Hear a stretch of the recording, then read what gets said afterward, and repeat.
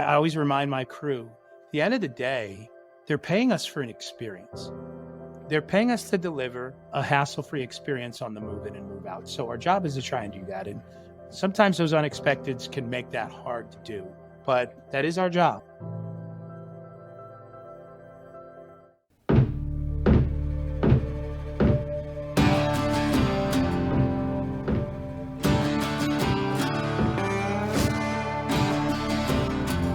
Strong companies, lasting partnerships, powerful events. Welcome to the Experience Builders Podcast.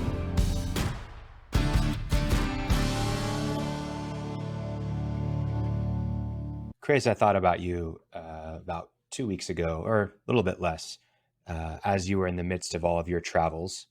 I went on my own trip down south from where I'm at in Oklahoma to Austin, Texas, and being completely unaware, I hit traffic. And can you guess what I ran into by chance? Hitting traffic in Austin, Texas? Yeah, I ran into South by Southwest traffic. Oh, the South by South. Yeah. That's a biggie. It was a huge event, and I went and stopped by. Didn't pay the $2,000 badge price to enter the event, but I did get to walk around the city, and really cool atmosphere. Have you been to South by Southwest? It's been a few years, but I have before COVID, and so I know the energy, great energy there. And Yeah. Nice to hear that sorry for your traffic woes, but it was nice to hear that the attendance was back up, and I've seen a lot of photos of the event. Yeah, it was really cool event. But you went on your own events recently. I know we've did some episodes about your time over in Europe, but you've also been traveling elsewhere. Why don't you share a little bit about some of your recent expeditions? Well, so the one I'm most excited about was last week. I was able to steal a week away. So 70 days from January 1 till when I snuck off for a week's vacation. And I've been traveling for 42 of them. So, the January one was amazing. I think I was in Las Vegas for about 4 weeks with the CES show that went right into the SHOT Show and the Builder Show and the World of Concrete Show. And that's just relentless. And then Orlando's been just as busy. And recently, just this week, I think today we're in day 2 or 3, moving out the ConAg Con Expo show, which is a once every 3 year event in Las Vegas. I think 85,000 was the number of attendees and exhibitors. And we're another big annual Orlando show is the Global Pet Expo, multi-billion dollar industry, pet accessories. So that's going in right now. So it is once again just amazing to see the recovery in terms of business activity and energy on the face-to-face event marketing side. So we're back and busy, man. Back and busy, and we're going to talk today about how it's not so pretty. It's back and busy does not mean clean and pretty. It does not. Yes, it does not. And with this podcast, we really want to be sharing wisdom about how we're running through all the challenges that we're going through. It started even before we had the podcast with how you were really leading the charge with Capitol Hill's efforts to revive the industry and really help sustain the industry through the difficult time of the pandemic. And you did a great job of covering that. And there's still challenges going on, even though the pandemic's past us and behind us, there's still aftershocks. But even just in general in business, there's always challenges that we're trying to overcome. And that's what we're going to talk about today, the unexpecteds and how to manage them. From your side of things, the unexpecteds are up, right?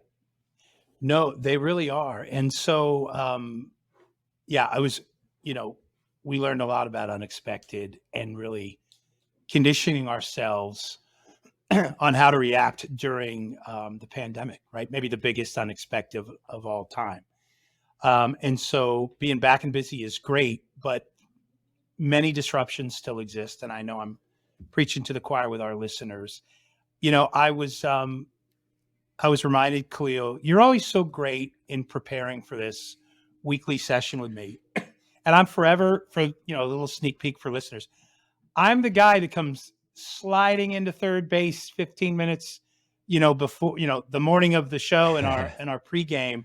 And I go, man, I'm sorry. I just feel like I'm not ready for this topic or whatever. And Khalil, who coaches small businesses in a variety of other industries, right? He's always great about listening to me and go, well, what's going on?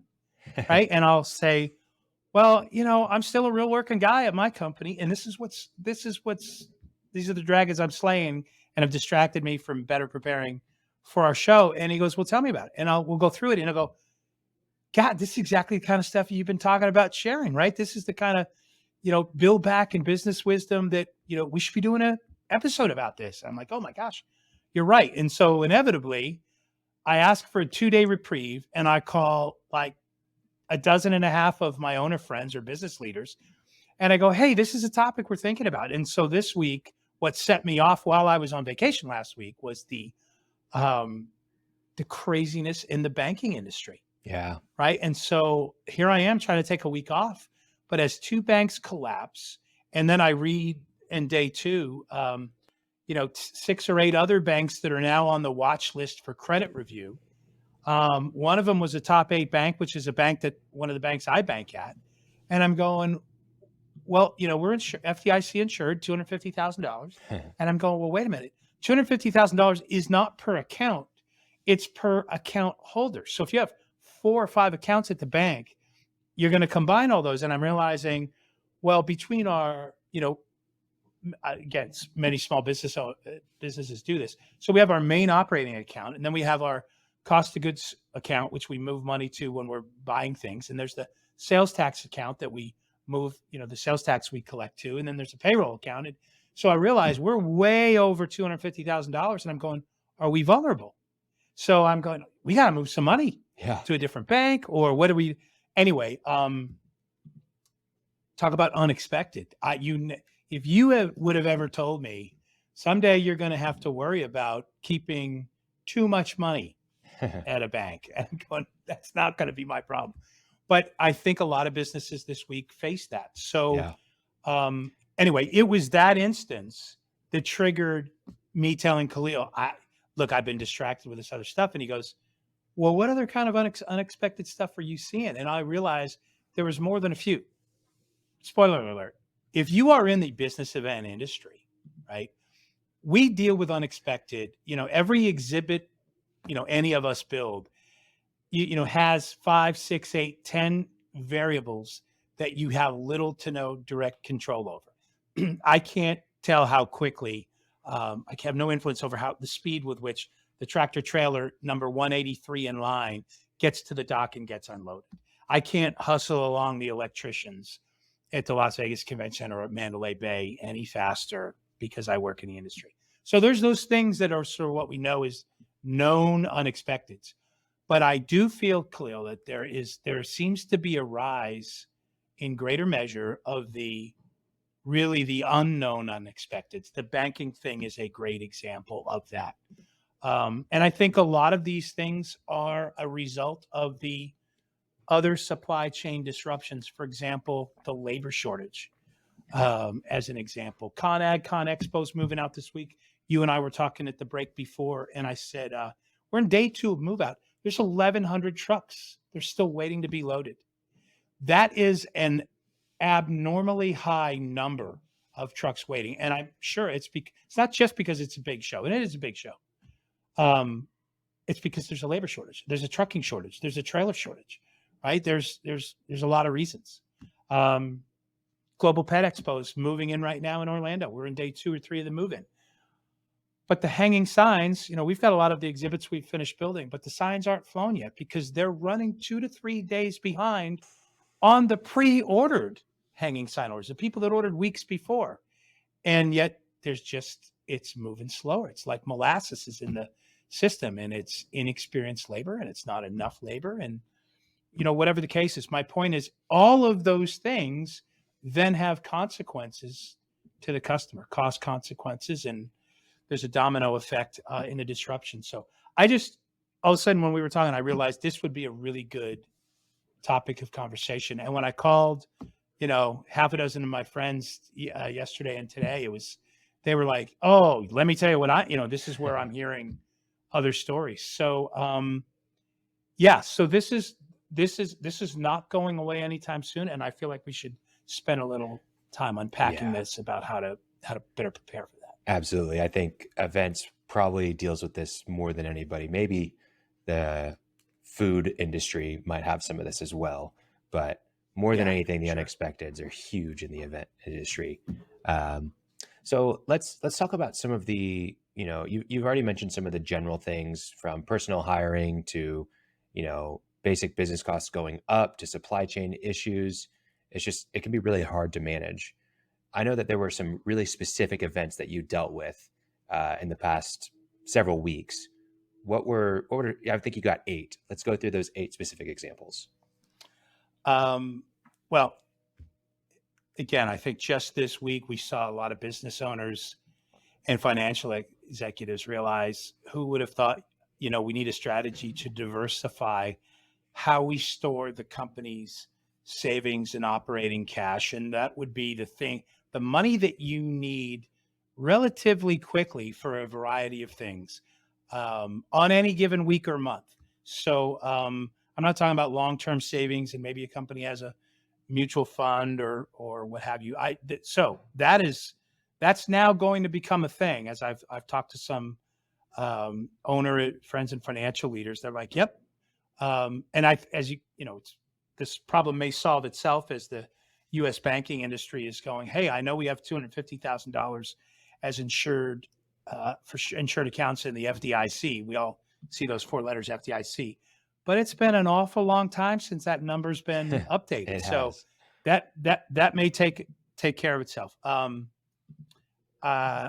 And by the way, what forced this? I think it became real when you saw 1 or 2 banks where they grew so quickly, and the Silicon Valley Bank, which was I think the one that started off, they said they have like $150 billion of deposits of accounts that are over that $250,000 threshold. So that means they're uninsured deposits. And all at once, a bunch of people freaked out and they go, I got to take my money out of there and put it someplace else or spread it out or whatever. And it just starts to run in the bank, puts a bank at risk. I think I mentioned, I think our industry was stress test this week, like with the Con Expo show I mentioned and Global Pet. And we're seeing firsthand, how ready is our industry really on the logistics and the freight and the transportation to be back for those types of big active shows? And we're realizing, we're not clean and pretty yet, as I said.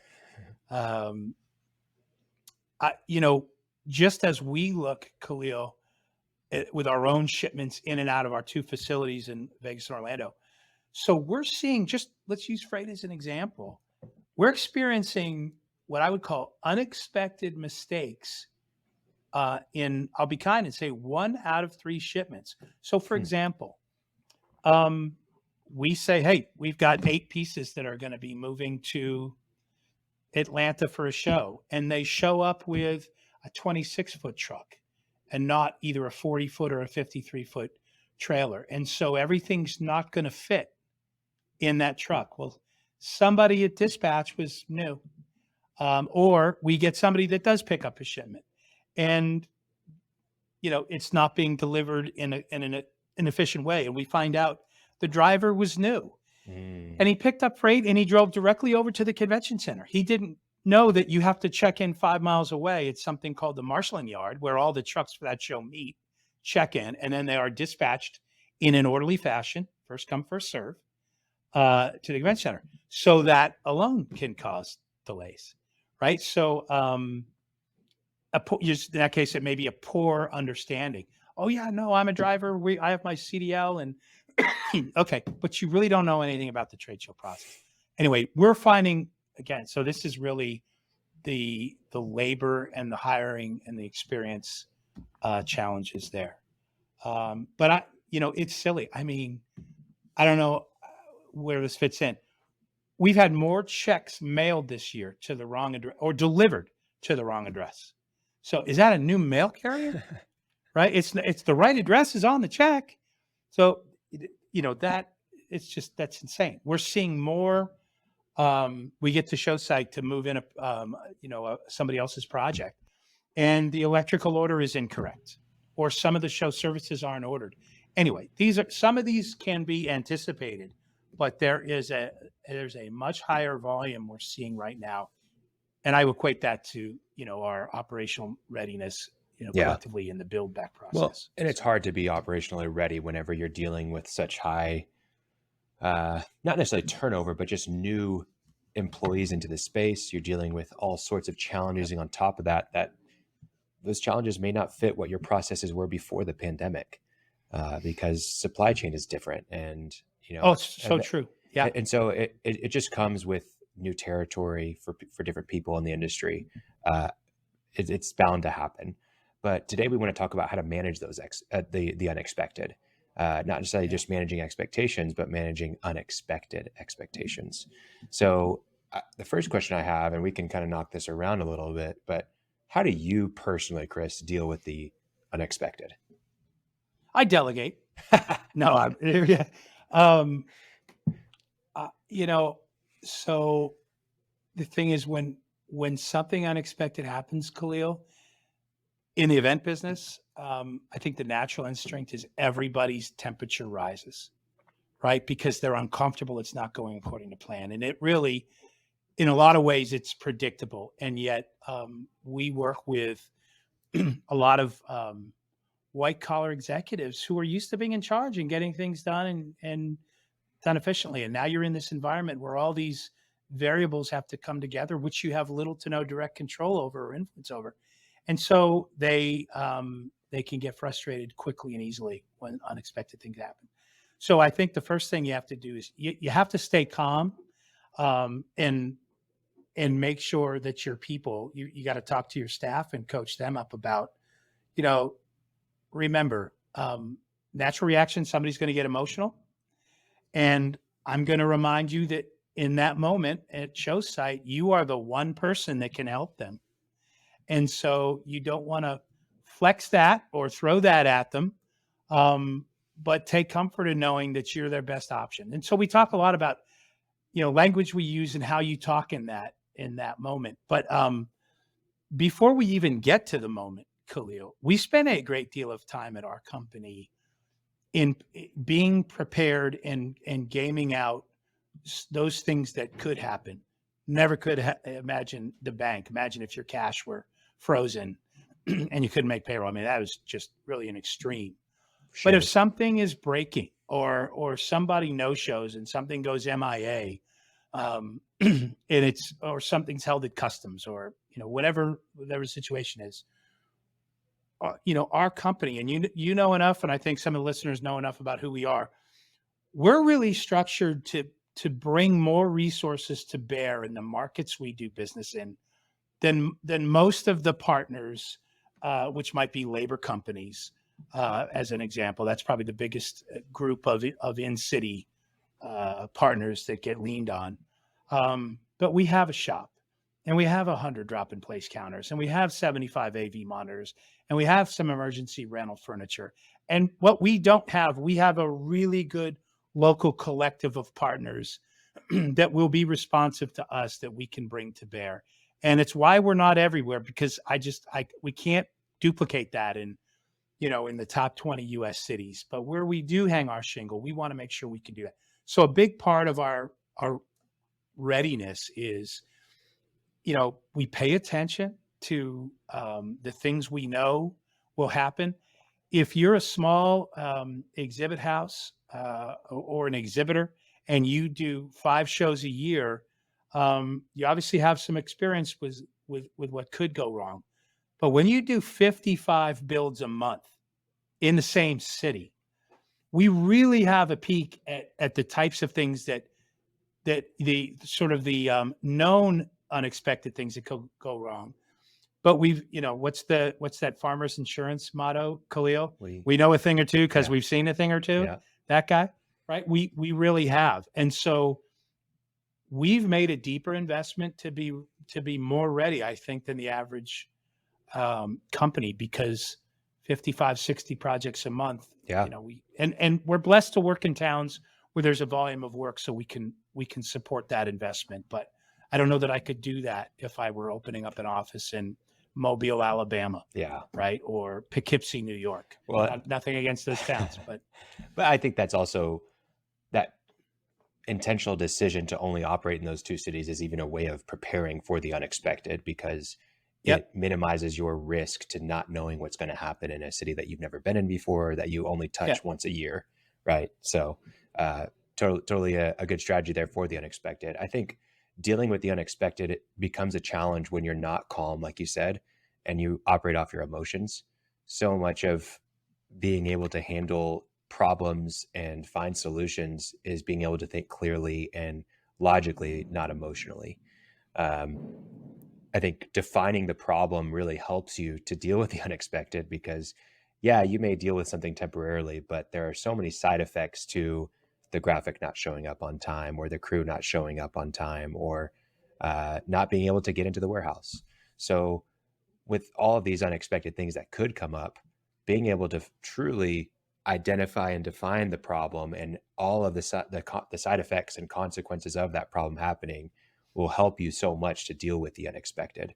But I think by the way, I think it's worth noting, I don't think this is just an operations manager problem. I don't think this is just a installer's problem. I think if you are an event professional, whatever your position is in this industry, this is now touching everybody, Khalil. So for example, as an owner or financial manager, it was banking last week. But if you're a designer, man, you get hit with unexpected changes all the time, which sound like it's, I'm just doing a rendering a little different. No, when you have to redesign something, you have to think about the buildability. You have to think about the cost consequences of it. If you're the project manager, same thing.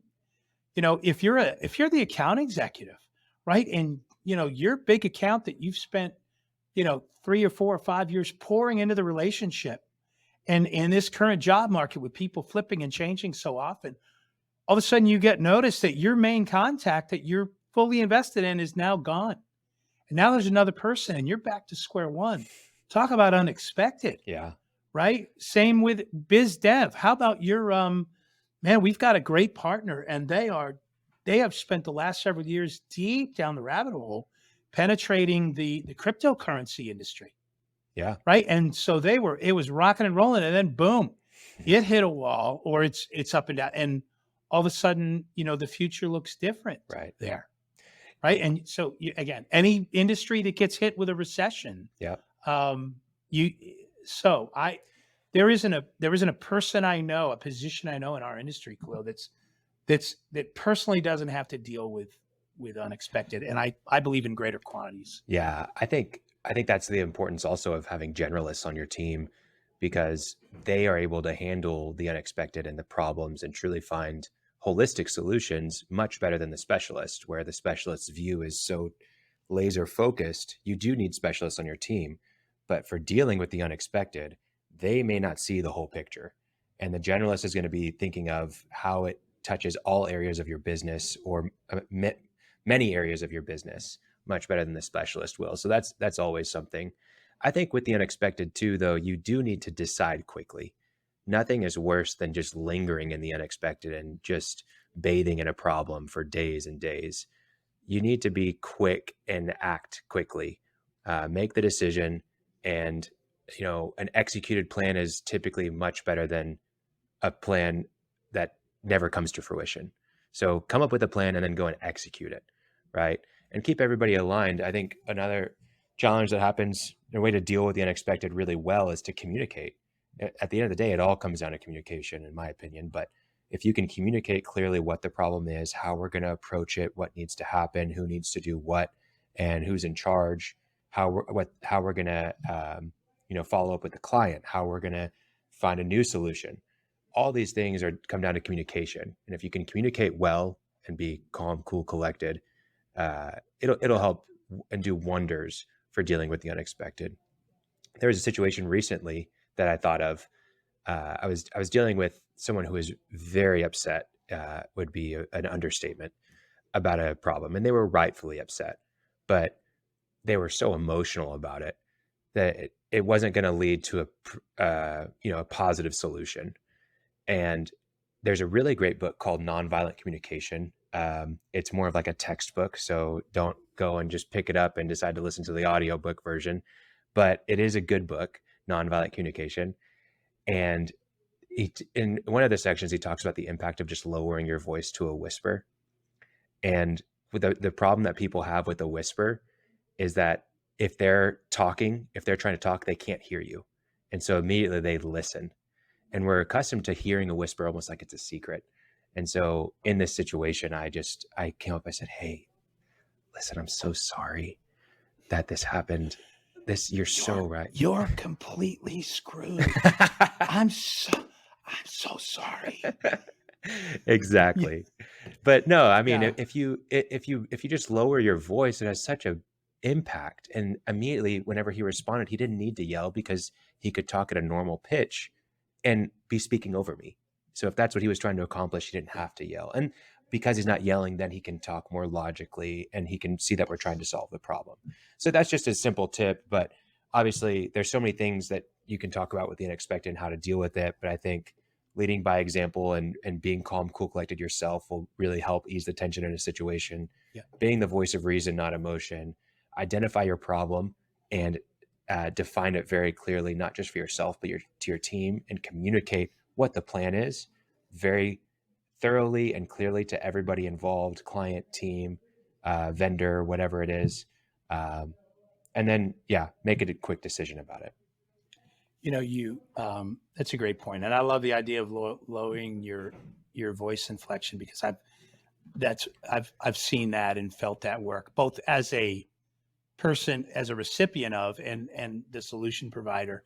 In our business, again, you do a volume business, you're going to have, more than a few things go wrong over the course of a year. So I've had some experience with, and you learn some of those phrases, Khalil, that can help, sort of get everybody back on calm footing. And for example, I think one of my go-to phrases, as you walk in and you can feel the tensions just at an all-time high, and you let somebody just rant and vent and go through what the problem is according to however they want to describe it.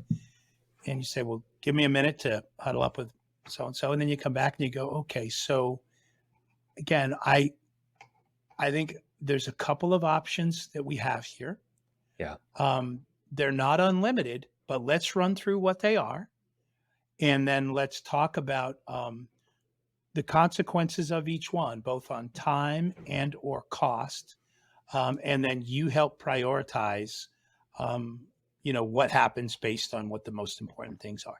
So, it's how many times have we all had to learn how to say no to a customer without saying no? Yeah. I've had a customer on a Sunday want to lazy Susan a $150,000 exhibit, 180 degrees on a Sunday at double time. And you don't want to say no. And you just want to say, well, we've got some options. Let's run through what they are. Mm-hmm. And then talk about the consequences of doing that. And first of all, doing all that's going to change the electrical layout, right? Based on what your video walls so everything has to come off the floor. We have to go back down to bare concrete. So some of those components we can slide off the floor, and that'll take quite a few men to do that and leave it intact. Other things we're going to have to dismantle and then reassemble.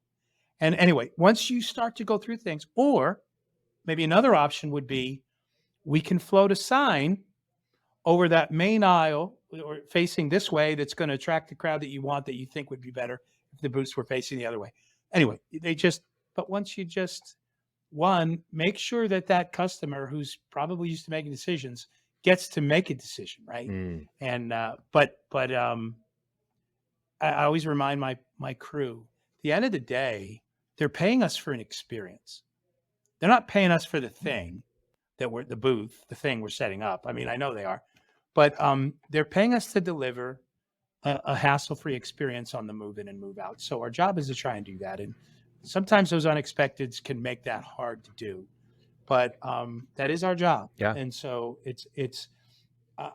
so I always tell people, and by the way, how many companies, Khalil, do you coach Mm-hmm. when they say, well, why should they do business with you? And they say, well, service. Our service is the reason to do business with us. But isn't it true that usually with service, something has to go wrong in order for you to prove that your service is exceptional? So I'm not usually afraid of when I hear about something that didn't go perfectly. I'm more concerned with how did we respond, Yeah. right? Yeah. How did we get it done? Definitely. I think it's very true that even though your processes can be, you can basically not have a problem, and you basically just met the customer's expectations sometimes. Yeah. And so it's really Yeah. how you react and how you respond in the times of, oh no, how are we going to make this happen? That you're really going to show your value and your worth to a client. And some people will be able to understand, wow, I didn't have any issues with them, I'm using them again. But it's not until they go and they work with someone else where they have all these issues, like, wait, I'm going to go and use this Yeah. company because Yeah. they were fantastic and I didn't have issues. I don't want to bury the headline here. It is so easy when something unexpected derails the plan that everybody's focus comes to that, Khalil, and that's the thing for the next 2 days. It's you have to continue to serve the customer and move the project forward while you're solving this new unexpected problem. You have to walk and chew gum at the same time. You can't just, and if you're, it's so easy to make this, the thing that everyone is focused on. And trust me, that's not a good thing for you, right? You don't want the client to remember this above all else about their show. It's a curveball. It's happening. Here's what we're doing about it. Let's keep setting up this over here. Let's keep doing this here. We have that private event we're doing for you over here. I know you have a prep conference in the morning. Why don't you get ready for that? Just keep the entire, event moving forward. And if you, to the degree you can, let's de-emphasize the negative surprise while we're solving that problem. Yeah. Yeah, for sure. Well, with the unexpected, you have these known unexpecteds, like you've mentioned. What are the processes that you can have in place as a company to deal with the known unexpecteds? So again, I would strongly suggest if you're seeing this at your company, and by the way, some of this might be in your own company, not just at show site. I think having a reserve of materials. So if we know the supply chain is disrupted, we're keeping 100 sheets of white, Centra infills, and we're keeping 50 sheets of black in inventory, and we're keeping, a dozen sheets of clear acrylic. We're keeping things that we know we may need in an emergency situation. We didn't used to do that as consistently. We might have done it in a busy run. We're just doing that all the time now. We've upped our inventory of high frequency request items like custom shelving and light boxes and drop in place, sexy looking counters or reception stations, some emergency furniture. We're not stocking 32-inch monitors anymore. Everything's got to be smart TVs, and we have to have a ready available inventory of, 50s and 65-inch and 75 and even 85-inch TVs, just because, we're not in that business per se, but we're in the problem solving business, right? So for sure doing that. I think one of the best things that helps my people be prepared for those moments is our process of we have a hot wash after every show, and I have a brother-in-law in the military, and so after every mission they go out on, they have a hot wash, and whatever went well, whatever didn't go well, they talk about it, right? And so we talk about it, and man, the things you learn. By the way, when they come back from being deployed in a hot LZ, as he says, all they want to do is go back in and train more. They just want to stay sharp, and I think that's part of what field operators do in our industry as well. If we got out there and yes, you forgot the banding toolbox and you forgot this. I'm talking about, man, we got to have a fabric cutter on the show floor when we have this many projects, or we have to have certain tools, or a pipe cutter. We got to have we are always getting asked to drill the 2-inch wire management holes in college. You bet everybody's got to have one of those in their toolbox, right? Anyway, so some of it's tool readiness like that. Others is just protocol of how we do things. You get there, first thing a guy does once the crew starts unpacking crates and taking photographs of what we see there, somebody's going to the service desk and they're checking on the service orders. We don't want to find that out and be delayed 2 hours of waiting for electricians if we could have been 2 hours earlier in the line. So a lot of it's just talking to each other during between move in and move out half times and post show wrap ups. So I think when things happen a second or third time, shame on you if you're not prepared for it, right? A mistake is, what did they used to tell us? A mistake, it is an investment. If you don't make it again, it was an investment. It's just an expense if you keep watching it happen over and over again. Yeah. So it reminds me of that clip of George W. Bush. I think he gets it right, but he just acts like he doesn't get it right. When he says, "Fool me once, shame on me. Fool me twice, shame on you." And it's like it's mixed up, but it's just a really funny clip. Always enjoyed his speeches. Yeah. By the way, one of the things I love about those hot wash meetings, I learn more from the men and women on the floor that were going through it when it's happened, because they have a perspective, Khalil, that no manager does. They just do. And they go, I remember we were talking about fabric, and fabric is everywhere. I mean, just huge, big, beautiful, expensive, grand format graphics. So we were talking about hanging signs, and we said, well, what's the most important thing to know when we're hanging signs? And I was thinking about making sure the sign is square, the hardware is, tubes are squared and they're locked and connected. And, I'm just thinking like a guy in the office as I'm talking. Yeah. And one guy goes, you know what he said? Most important thing with hanging sign? Gloves, white gloves. So you don't, because your hands get so dirty. Right. And let me tell you, it is a pain in the neck to try and chase out dirt on white fabric, because whatever commercial grade cleaner you use, white can just get grayer and grayer. And that's not the look anybody wants. But it was, that was a perspective that it takes somebody on the ground to really know that. It really does. So, and I think just like you talked with this hot wash, it's so important to do something before the event, before the project gets kicked off. Have some sort of huddle where you ask your team, hey, what could go wrong here? Right? And think through that as a team. It's so helpful to know. I mean, they have a perspective that's different, just like the gloves. If you're doing that ahead of time, before every project, before every event, before every setup, it's going to really set an expectation for the unexpected, right? That we're aware of what could go wrong. So to your point, we talk in our office about project management. There's really two phases of project management.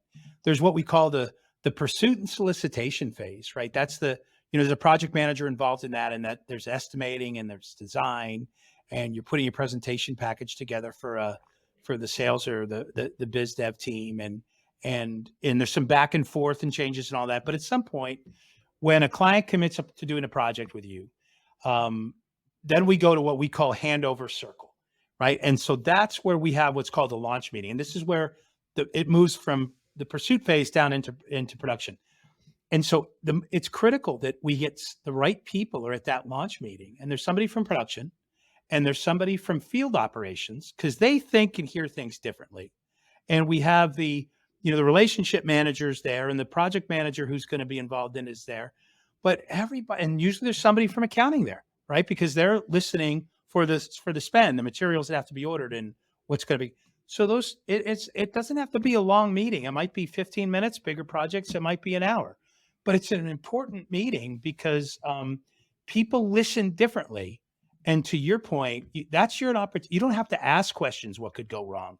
They're going to tell you by the questions they ask what can go wrong. So, for example, we just shipped a big project that's moving in Las Vegas, and it's it's a 6-figure project, and it's beautiful fabric graphics, and it's a series of boxes to look like giant cardboard boxes, and cool stuff happening inside, secret rooms, and there was a speakeasy inside, and all this great stuff. And but the field ops guy is asking questions about, well, are we going to have this on site, or who's going to be doing the adhesive? Okay, so make sure I got a guy to do vinyl wraps and overlays because we're going to be doing that. Whereas, not your average installer is going to be an expert at doing that. So anyway, we're going to do AV monitors. Okay, are we going to have a hot knife there? Something that's going to allow us to cut the fabric but cauterize the edges so it doesn't run and have loose threads and that tear gets bigger. Anyway, the people that I got great people, and I think a lot of our companies in our industry do. Get the right people in that meeting to make sure that your planning is done with all the right voices, the engineering people and the buildability people and the graphic people and the install people. Everybody should have some eyes on it. I'll tell you, the scariest projects are the ones where everything meets for the first time on the show floor. That's the most expensive place to learn. It's the most expensive place to fix mistakes. It's the most frequent place that the unexpected show up in our business. Yeah, for sure. That's really good. That's a really good point.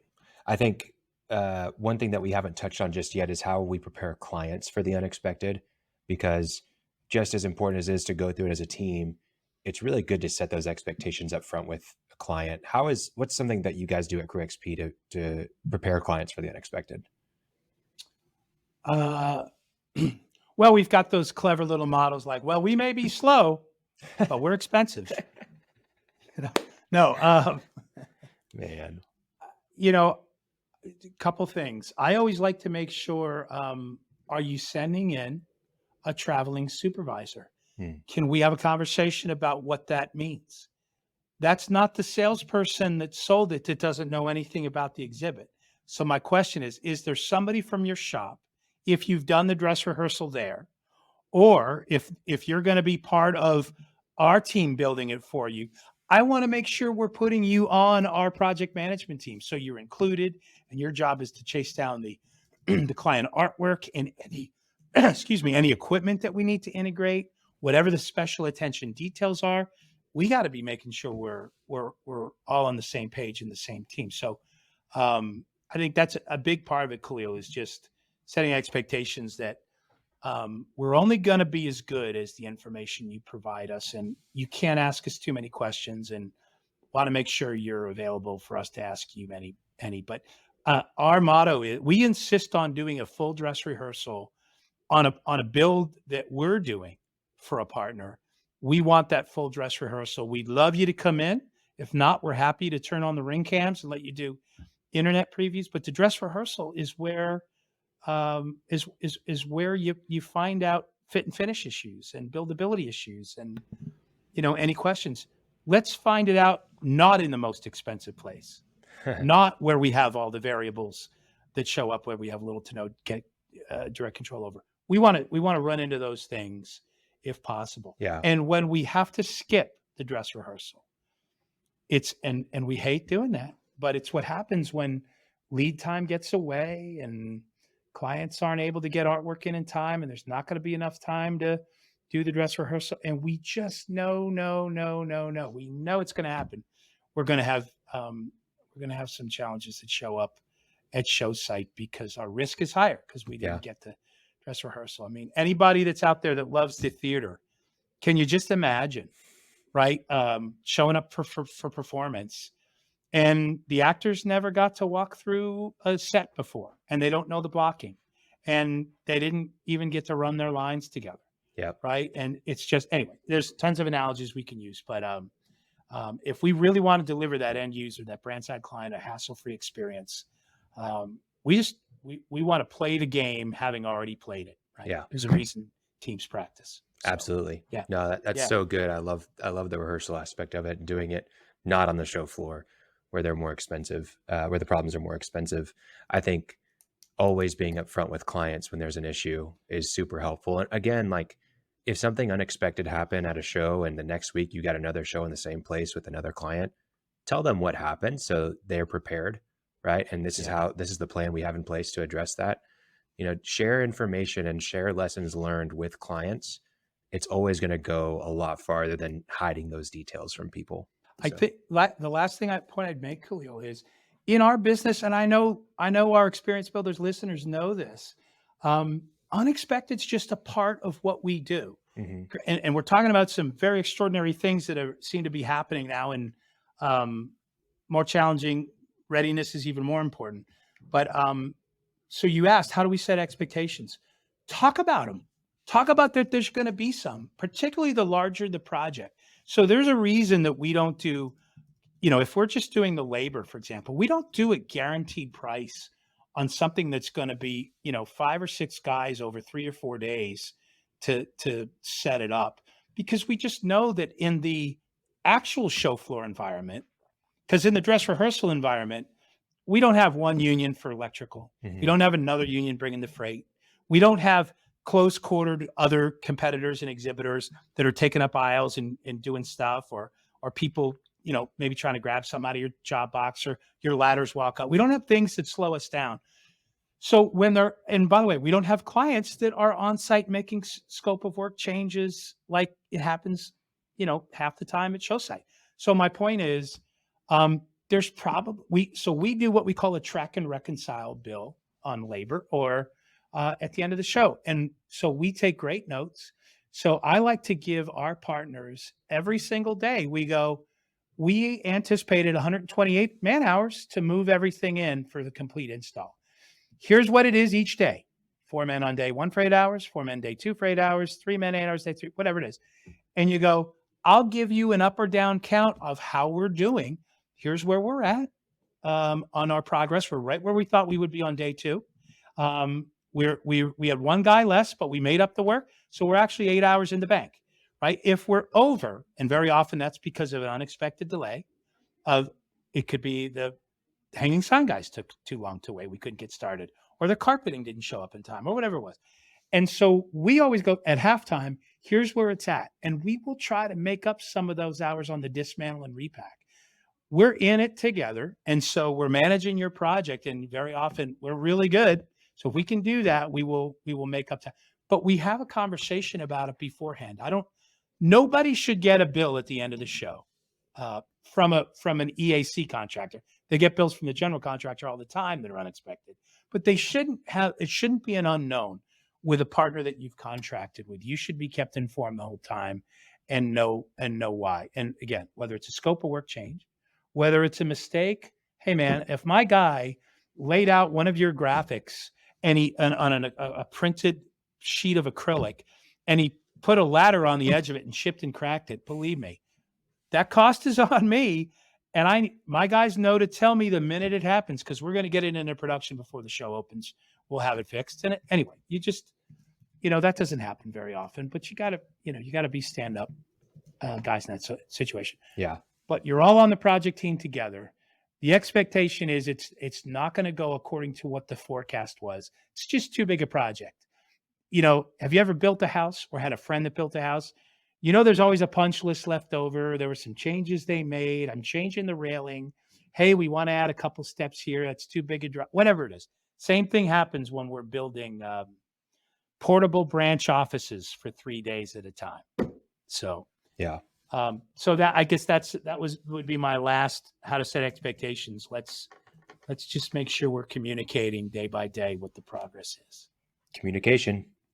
Yes. Such a key aspect of it. Well, a lot of different tidbits here about the unexpected.